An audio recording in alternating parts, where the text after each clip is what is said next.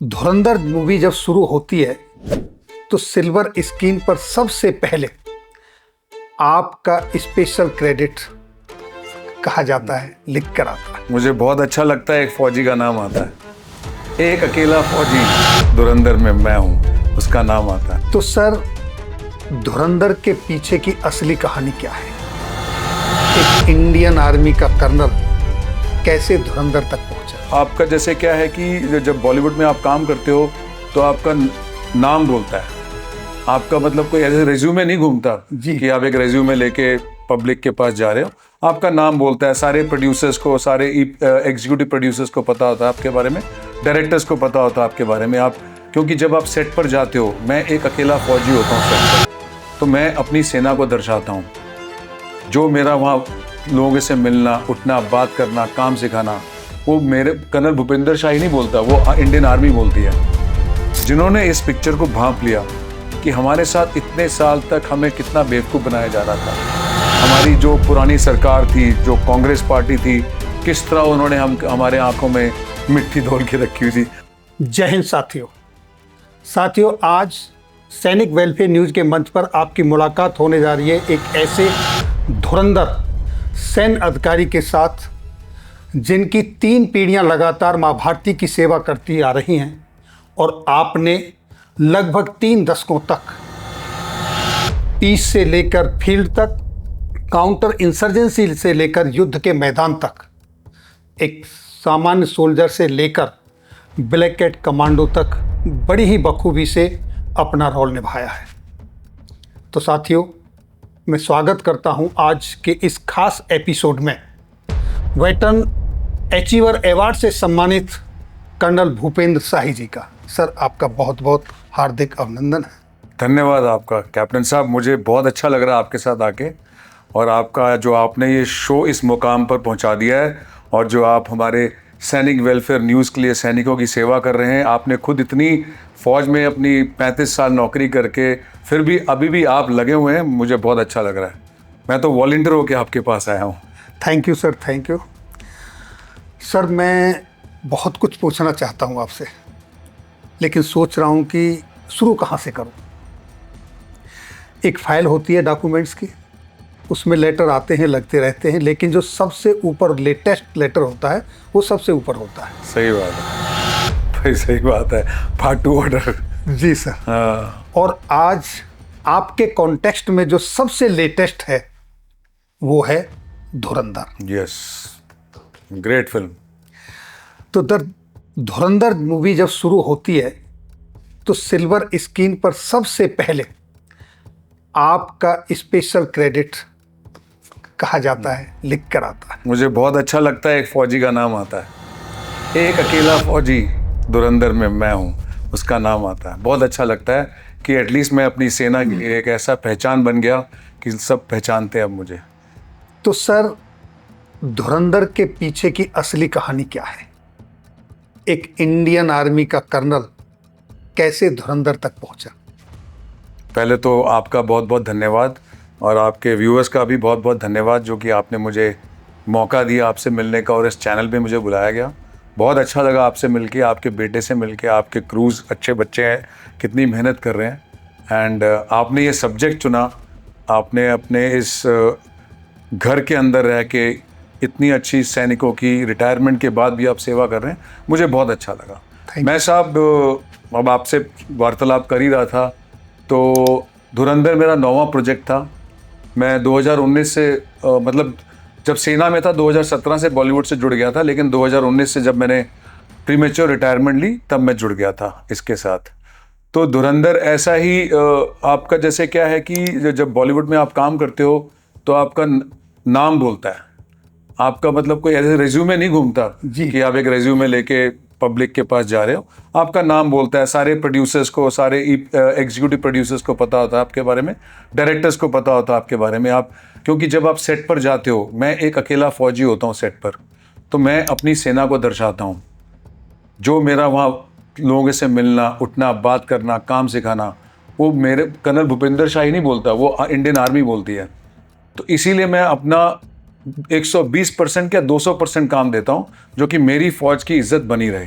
कल मेरा जवान जो कहाँ लद्दाख में बैठा है, कश्मीर में बैठा है, ईस्ट में अरुणाचल में बैठा है, जब वो फिल्म देखे तो मुझे मान हो कि यस, कि मेरे को इंडियन आर्मी को बहुत अच्छा दर्शाया गया।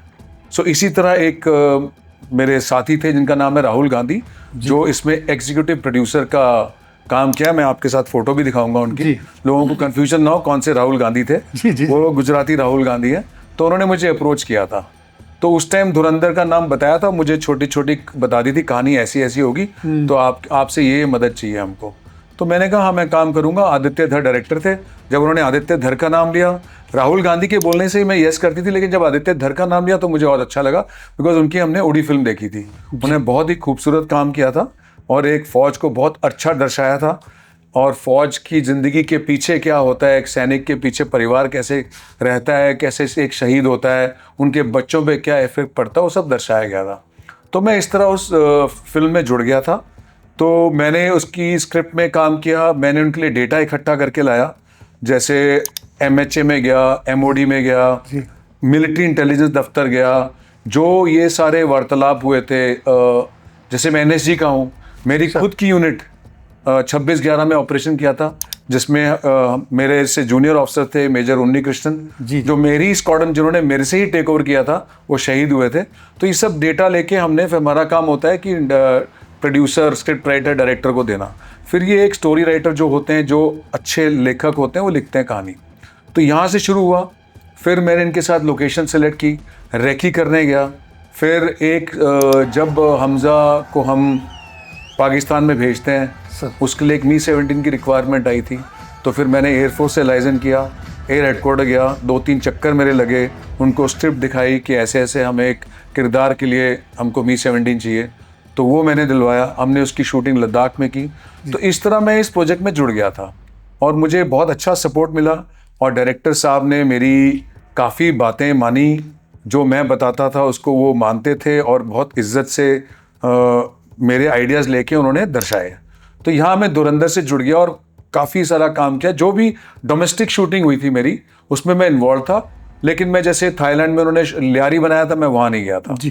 तो इसमें मैं कॉस्ट्यूम के साथ जुड़ा, मैं एक्शन डायरेक्टर के साथ जुड़ा, मैं एग्जीक्यूटिव प्रोड्यूसर के साथ जुड़ा, सेट में जुड़ा। तो हर जगह जहाँ जहाँ मेरी ज़रूरत थी, जहाँ जहाँ मैं जाता था, मैं मदद कर लेता था। छोटा छोटा काम करते करते ये प्रोजेक्ट बहुत बड़ा बन गया। मुझे भी नहीं मालूम था कि ये प्रोजेक्ट इतना बड़ा बनेगा, इतना सक्सेसफुल होगा, कि हमारी जो हमारी ऑडियंस है इसको इतना पसंद करेंगी। मतलब मैं बताना चाहता हूँ कि हमारा जो ऑडियंस बहुत इंटेलिजेंस है, जिन्होंने इस पिक्चर को भांप लिया कि हमारे साथ इतने साल तक हमें कितना बेवकूफ़ बनाया जा रहा था। हमारी जो पुरानी सरकार थी, जो कांग्रेस पार्टी थी, किस तरह उन्होंने हमारे आंखों में मिट्टी घोल के रखी हुई थी। हमें नहीं पता लग रहा था कि हमारे देश में ही जासूस बैठे हैं। उसमें आपने डायलॉग भी सुना होगा कि मेरे को दुश्मनों से डर नहीं सकता जितने हमारे देश के अंदर दुश्मन बैठे हुए हैं। तो उसने बोला हमारा टाइम आएगा। इसमें हमने आपको पेशेंस दिखाया है, लीडरशिप क्वालिटी दिखाई इस पिक्चर में। बहुत अच्छे लेसन्स मिले हैं इस पिक्चर में देखने को आपको। तो आज वो 2000 करोड़ की पिक्चर बन चुकी है दोनों को मिला के, एंड दर्शक बहुत पसंद कर रहे हैं। लोग 2-2, 3-3 बार जा रहे हैं, और मुझे अच्छा लगा। एज ए सैनिक मैंने उसमें काम किया, और मुझे भी बहुत पूरे आवाम से बहुत प्यार मोहब्बत मिला। आर्मी से मुझे बड़े बड़े सीनियर ऑफिसर्स के कॉल आए, मेरे यूनिट के JCO NCO ने मुझे कॉल किया, और उसी चक्कर से मैं आपके साथ बैठा हूँ। आपने मुझे याद किया। मैंने तो आपका नाम जब स्क्रीन पे पढ़ा तभी से अप्रोच लगाना शुरू किया। मैं सर से एक बार मुलाकात। तो आप देखो, आपने मेरे को देखा तो मैं आपके साथ आ गया, बैठ गया। आज ये बड़े सौभाग्य की बात है सर। हमारी भी सौभाग्य की बात है। तो सर आपने बहुत सारी मूवियाँ और भी की हैं, तो ये आपका सफ़र कैसे शुरू हुआ और वो कौन कौन सी मूवी हैं? अगर मैं साहब, मैं देखो, मैंने आपको बताया कि मैं लेह में पोस्टेड था जब उस टाइम GOC थे हमारे मेजर जनरल YK जोशी, जो अभी लेफ्टिनेंट जनरल YK जोशी हैं और नदन आर्मी कमांडर से रिटायर हुए हैं। अभी वो MEA में चाइना डेस्क संभालते हैं। जी सर। तो तब जो कैप्टन विक्रम बत्रा मेरी रेजिमेंट के थे, वो 13 जैक राइफल के थे, मैं 15 जैक राइफल का था।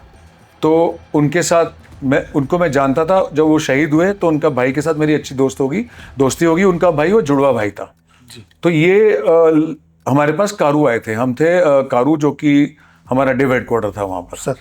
तो वहाँ पर मिले, तो मेरे साथ ही रुके थे। मैं ट्रांजिट कैंप का CO था, तो मेरे साथ रुके थे। तो हमने जनरल साहब से मिले, तो इसके साथ प्रोड्यूसर भी आया हुआ था। एंड इसके साथ एक राइटर आया हुआ था। तो जनरल साहब ने मेरे को बोला कि इनकी थोड़ी हेल्प कर देना, मैं तो बिजी हूँ, जो भी ये मदद मांगते हैं चाहिए, क्योंकि मुझे कारगिल लड़ाई का पता था, मैंने लद्दाख स्काउट के साथ कारगिल लड़ाई में हिस्सा लिया हुआ था। तो ऐसे इनके साथ बैठता रहा, मैं इनको काम समझाता रहा, तो इनको मेरा काम पसंद आया, इनको मेरे आइडियाज़ अच्छे लगे। तो ऐसे करते करते ये चले गए, इन्होंने पूछते थे, मैं मदद करता था। मैंने इनको ये बोला कि आप जो भी गाँव से जवान था उसके गाँव जाइए, एक फ़ौजी का रहना सहना देखिए, वो फ़ौज में कैसे आया, कैसे वो ढला, कैसे वो लीडर बना, सेक्शन कमांडर, प्लाटून कमांडर बना, वो मैं इनको समझाता रहा। तो उस तरह फिर क्या हुआ कि इन्होंने स्क्रिप्ट लिख दी, तो मेरे से पूछते रहे, मैं बताता रहा। फिर मैंने क्या कि मैंने फ़ौज 2017-18 में फ़ौज छोड़ दी जी। मैंने प्रीमेच्योर रिटायरमेंट ले ली।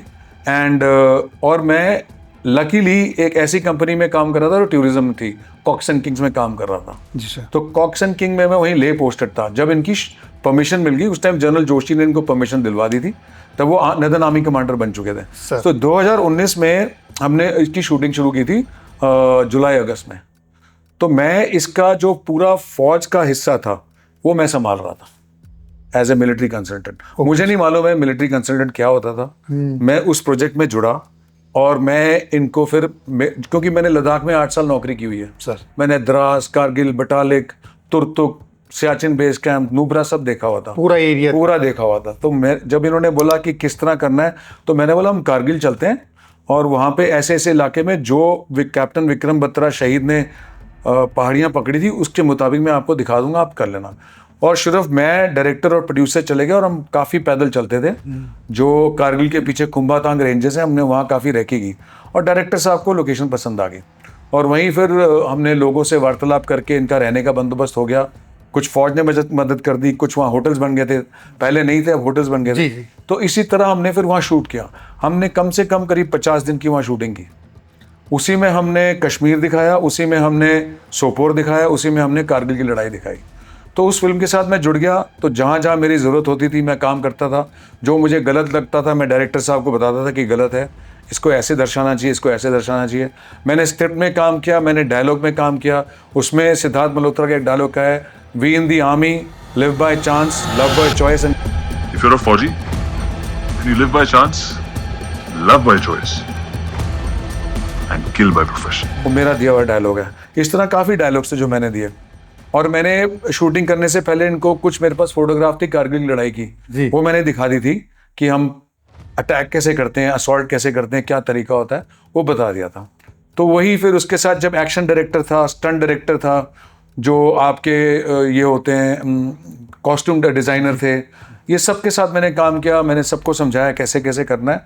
तो मैंने बहुत दिल से और मेहनत से काम किया एंड वो पिक्चर बहुत अच्छी निकली। बस हमारी यही किस्मत ख़राब थी कि उस टाइम कोविड हो गया। तो कोविड में क्या हुआ कि हम वो फिल्म दिखा नहीं पाए थिएटर में, उसको OTT पे रिलीज़ करना पड़ा। नहीं तो वो पिक्चर भी करीब 500-600 करोड़ कहीं नहीं जाता उससे कमाई, इतनी अच्छी फिल्म थी। उसमें एक सोल्जर की ज़िंदगी दिखाई थी, एक सोल्जर की प्रीवियस लाइफ दिखाई थी और शहीद होने के बाद सब कुछ दिखाया और प्यार मोहब्बत दिखाया था उसमें। बहुत अच्छा, उसको 3 हिस्सों में दिखाया गया था। तो इस तरह मैं बॉलीवुड में जुड़ा। तो इस तरह फिर उसमें छोटा सा नाम आया था मेरा कहीं लास्ट में, लेकिन नाम से फ़र्क नहीं पड़ता, लोगों को पता चल जाता है जी। सो जो भी फौजी फिल्म बनाता है फिर वो एक दूसरे से पूछता है। तो इस तरह मैं जुड़ गया फिल्मों में और ऐसे मेरे को फिल्में मिलती रही और मैं फिल्मों में प्रोजेक्ट में काम करता रहा। एक सबसे अच्छा प्रोजेक्ट और मैंने किया वो था जलियांवाला बाग मैसेकर का था। ये इसने राम माधवानी ने बनाई थी। ये जलियांवाला बाग मैसेकर कैसे हुआ था, जो हमारा 1919 में 13 अप्रैल को जो जलियांवाला बाग अमृतसर में कांड हुआ, जनरल डायर ने जब गोलियां चलाई थी हमारे निहत्थे हिंदुस्तानियों पे, तब इंडिया इंडिपेंडेंट नहीं हुआ था, तो उस टाइम सब इकट्ठे थे। तो वो प्रोजेक्ट में भी मैंने बहुत काम किया। उसमें मैंने 1919 की यूनिफॉर्म डिज़ाइन की, वहाँ की ड्रिल दिखाई, वो जो फायरिंग का पूरा ट्रेन किया। सिविलियन सब एक्टर्स थे, छोटे एक्टर्स थे, उनको पूरा राइफल ट्रेनिंग सिखाई, उनको फायरिंग का तरीका, उनको परेड सिखाया, सब सिखाया। तो उसमें भी मैंने बहुत अच्छा काम किया। वो भी OTT पे आई थी, I think so Sony Liv पे चली। तो इस तरह मैं फिल्में करता गया। मैंने किल की, वेदा की, फिर एक अक्षय कुमार की गुरखा आनी थी, उसमें भी काम किया, लेकिन वो आई नहीं। काफ़ी पिक्चरें आती भी नहीं है साहब, वो बीच में रुक जाती हैं, कुछ ऑब्जेक्शन आ जाती है। अभी गालवान थी, वो भी रुकी पड़ी है। तो मैंने काफ़ी फिल्मों में काम किया। फिर ये धुरंधर हुई, तो धुरंधर से जैसे आपने मेरा नाम देख लिया, ऑल थैंक्स टू आदित्य धर कि उन्होंने मुझे इस काबिल समझा कि सबके सामने मेरा नाम लाया। तो वहाँ से मैं आपके साथ आज बैठा हूँ। ये मेरी एक छोटी सी इनिंग बॉलीवुड की है। तो मैं गाइड करता रहता हूँ। मैं काफ़ी लोगों को तो बिना पैसों के भी काम करता हूँ सर। छोटे छोटे जो आते हैं कि हमें सर ऐसी मदद चाहिए, हमने फौज में ऐसा दिखाना है, तो मैं अपनी कंसल्टेशन में उनसे चार्जेस भी नहीं करता हूँ। मैं लोगों की ऐसे ही मदद कर देता हूँ। बिकॉज जहाँ मेरी फ़ौज अच्छी तरह दिखा रहे हैं, आप मेरी फ़ौज को अच्छा दिखा रहे हैं, उनका मान सम्मान बढ़ रहा है, वो मुझे बहुत अच्छा लगता है। और मेरी किस्मत थी कि मैंने धुरंधर में काम किया और मैं वहीं शूट किया जहाँ पर ये इंसिडेंट हुआ था। क्या बात है सर। हाँ, उसी हमने बलूचिस्तान पूरा लद्दाख में दिखाया है। जी सर। ये हमने जो, अगर आप फ्यांग से लिकीर की तरफ जाओ, कारगिल, उस इलाके में पूरा बनाया। वहीं पे हमने हेलीपैड बनाया था, वहीं हमने दर्शाया है। और ये वहाँ पर आया भी था, इसने वहाँ पे टैक्सी का काम भी किया, किसी को नहीं बताया मैंने।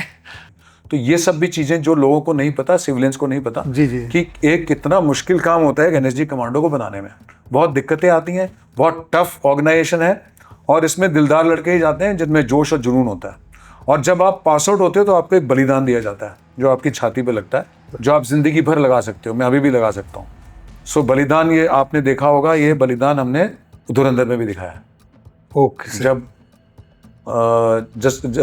जस्सी की ट्रेनिंग हो रही होती है, जसकीरत सिंह रांगी की, उन्होंने बलिदान पहना होता है, एक डायलॉग भी आता है बलिदान के ऊपर। सो हमें बलिदान मिलता है, मतलब हमने अपने देश को, अपने आप को देश को निछावर कर दिया। अब हमें लैंड, एयर, सी कहीं भी भेजे हम जाएंगे और अपने देश के लिए कुर्बान होने को तैयार हैं। सो जब आप पास आउट होते हो और जो लड़के पास होते हैं उन्हीं को बलिदान मिलता है, बस। सर, जब हम सेना की बात करते हैं तो रील और रियल लाइफ में कोई फर्क नहीं दिखना चाहिए।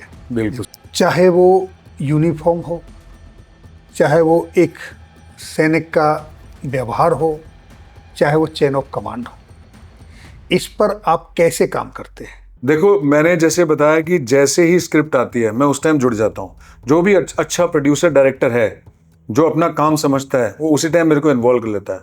कुछ पैसे के कंजूस होते हैं, मैं फिर भी उनको बोलता हूँ अगर आपके पास फंडिंग नहीं है मैं फ्री में काम कर लूँगा, लेकिन मुझे मेरी फौज अच्छी दिखनी चाहिए, बस। तो मैं, जैसे ये आपने स्क्रिप्ट दी मुझे, ठीक है, ये मेरे पास स्क्रिप्ट आ गई, तो मैं स्क्रिप्ट को स्कैन करता हूँ पूरा, एक से लेकर लास्ट तक। इससे पहले कि मैं एमओडी को दूँ, मैं पूरा स्क्रिप्ट को स्कैन करता हूँ, फिर इसको मैं चेक करता हूँ, इसकी गलतियाँ ठीक करता हूँ, पूरा उसको करेक्ट करता हूँ। तौर तरीके, डिसिप्लिन फौज का, जो हमारी चेन ऑफ कमांड है, कैसे दिखाना, हथियार, असला, बारूद, यूनिफॉर्म सब कराना, वो मेरा काम है, वो दिखाना। मेरा एक एनसीओ की तरह किस तरह व्यवहार है, एक सीनियर ऑफिसर की तरह किस व्यवहार है, मैं ऑफिस में जाऊंगा कैसे जाऊंगा। जैसे हम यहाँ अभी स्टूडियो में बैठे हैं, जिस तरह आपने स्टूडियो का लेआउट करा, मैंने वहाँ जीओसी का दफ्तर दिखाना है, ठीक है। मैंने वहाँ, जैसे अब मैंने आपको बताया, जनरल डायर का दफ्तर दिखाया सर, किस तरह बैठा है। मैंने एक और फिल्म की थी, the waking of the guardians of a nation, the viral fever, उसमें कमांडर का दफ्तर, सीओ का दफ्तर, ऑप्स रूम कैसे बनाना है, वो सब मेरा काम होता है। तो मैं उसमें पूरा इन्वॉल्व हो जाता हूँ, क्योंकि ये काम मैंने किए हुए हैं, मेरे से अच्छा कोई दिखा नहीं सकता। और मैं एक one of its own kind of military consultant हूँ बॉलीवुड में। हॉलीवुड में है ऐसे, अभी एक मैं अकेला आया हूँ, अभी कुछ और, जैसे आपने अभी देखे काफ़ी ऑफिसर्स पॉडकास्ट में आ चुके हैं, मॉन्क्स एंड वॉरियर हैं, 2 कर्नल साहब बड़ा अच्छा काम कर रहे हैं। आए सर, बहुत अच्छा काम, हाँ, कितना अच्छा काम कर रहे हैं दोनों, बहुत अच्छा चीज़ें दिखा रहे हैं हमारे बारे में। तो इस तरह मैं इन्वॉल्व हो जाता हूँ। तो वो प्रोडक्शन हाउस डायरेक्टर मेरी बातें मानते हैं, फिर मैं वो स्क्रिप्ट लेके जाता हूँ एमओडी में, एडीजीपीआई को दी जाती है, फिर वो अपना टाइम लेते हैं, वो कुछ चीज़ें जो वो चाहते हैं कि नहीं दिखना चाहिए फौज के बारे में, कुछ चीज़ें काट देते हैं, कुछ बोलते हैं ये ऐड कर दो। बहुत पॉजिटिव रिस्पॉन्ड आता है एडीजीपीआई से, और जो आपको असला, बारूद, तो जवान चाहिए, एडीजीपीआई आपको देता है, उसकी कुछ वो नॉमिनल फीस चार्ज करते हैं, this is how it give.